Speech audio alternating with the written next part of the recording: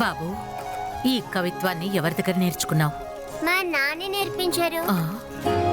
ఇంతకీ మీ నాన్నెవరు?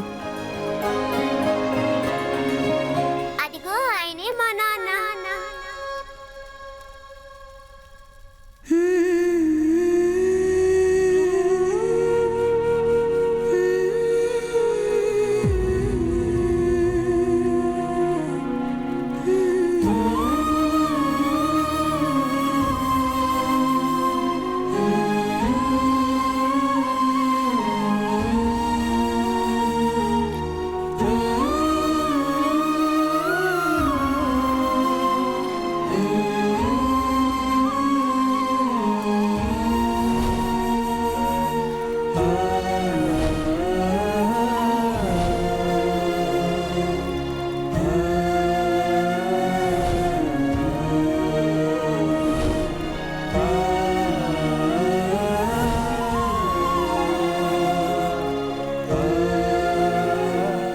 తల్లి, నాన్న ఇంతవరకు కోల్పోయిన దాన్ని మళ్ళీ నాన్నకి తిరిగివ్వాలి.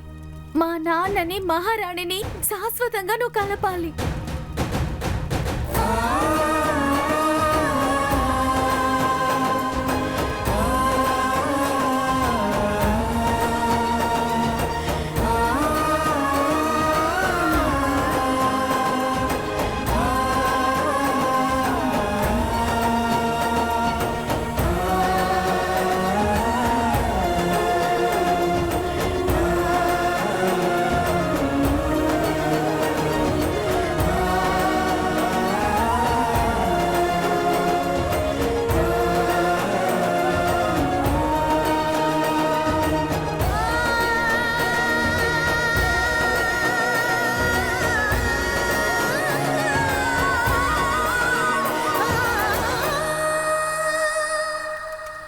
కుంకుమ పువ్వు ప్రసాదమా?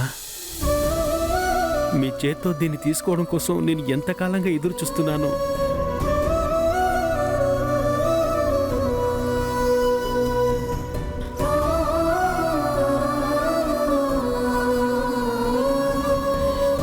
అక్క, నాకెందుకు ఏడుపు వస్తుంది?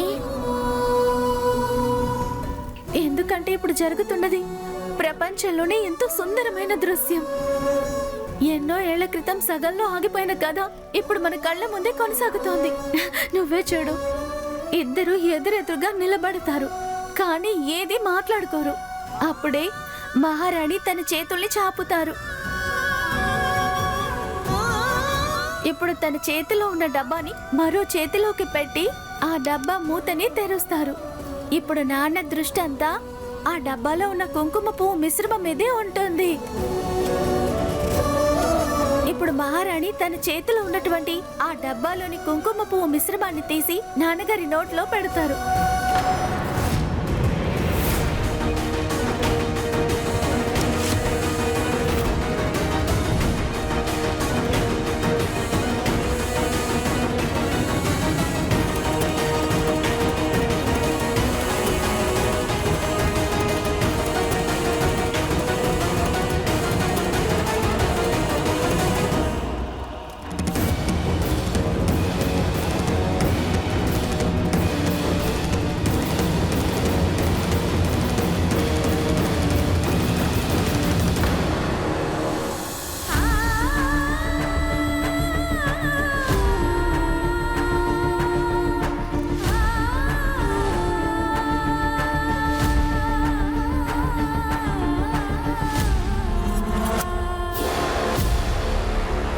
అన్నయ్య మీద ఒట్టేసి చెప్తున్నాను, చేదు అనుభవాలతో నిండిన మనసుతో తీపిని ఇవ్వలేను.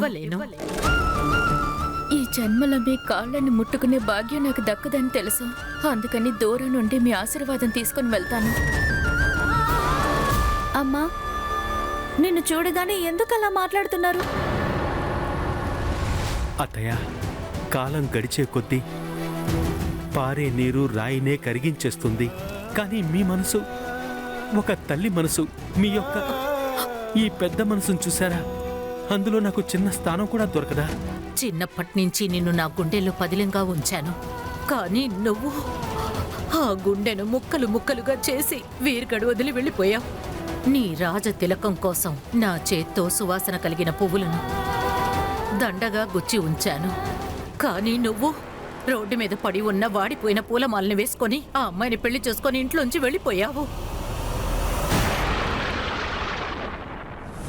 1,00,000 సార్లు వద్దని చెప్పినా సరే మన రాజ్యం గురించి కొంచెం కూడా ఆలోచించకుండా మమ్మల్ని అవమానించావు. అత్తయ్య, నువ్వే ఈ వీర్గడికి కాబోయే మహారాజు అన్న విషయం మర్చిపోయావా? ఎలా మర్చిపోగలిగావు?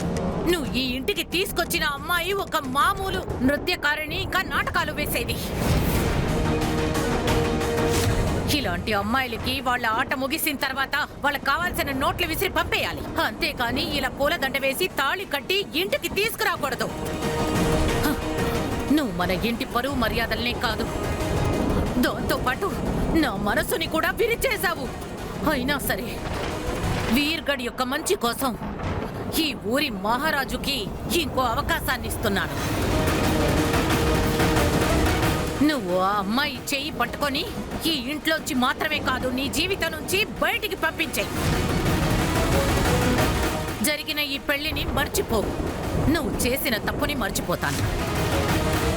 అన్నయ్య మీద ఒట్టేసి చెప్తున్నాను, నీ కళంకాన్ని తుడిచి పెట్టాల్సిన బాధ్యత నాది. జరిగిన పెళ్లి గురించి ఎవరికీ తెలియనివ్వను. కానీ ఆ అమ్మాయిని వెంటనే వదిలే.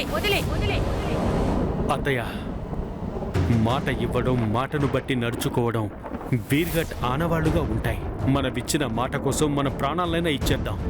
ఇదే కదా వీర్గట్ చట్టం. నేను తనకు మాట ఇచ్చానత్తయ్య. దాన్ని కాపాడుకోవడం కోసం నా ప్రాణాలను ఇవ్వాల్సి వచ్చినా సరే అది సంతోషంగా ఇవ్వడానికి నేను సిద్ధంగా ఉన్నాను.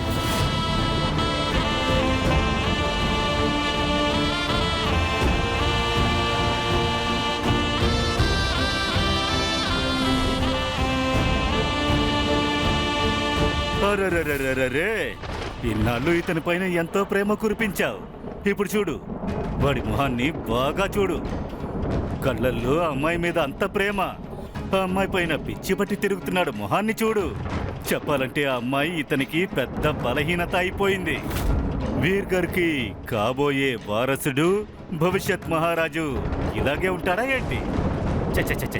రాజ విధి విధానాలను పాటించని ఒక మహారాజు వీర్గర్ ప్రజలకు అతని మొహాన్ని ఎలా చూపిస్తాడు? అలాగే నువ్వు ఆ ప్రజలకు ఎలా మొహాన్ని చూపిస్తావు? కాస్త ఆలోచించు.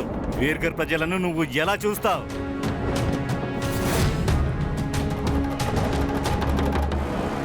అత్తయ్య, చాలు.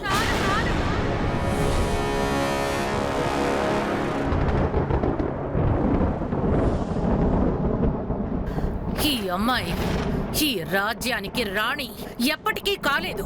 ఇది మాత్రం నిశ్చయం. నువ్వు వీర్గడికి రాజు అవుతావా లేదా అన్నది నువ్వే నిర్ణయం తీసుకోవాలి. నిర్ణయం నీకే వదిలేస్తున్నాను. ఈ అమ్మాయా లేక ఈ రాజసింహాసనమా?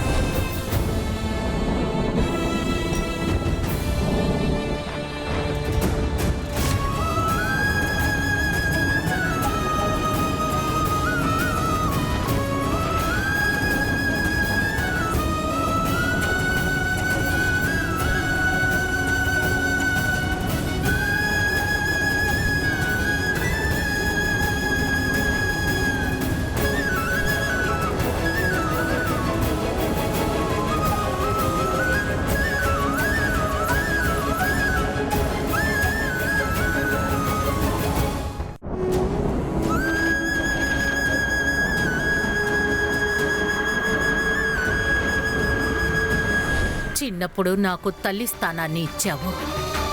కానీ ఒక్క క్షణంలో ఈ తల్లిని, ఈ ఊరిని నువ్వు అవమానించావు. నువ్వు పెరిగిన ఊరిని మర్చిపోయావు.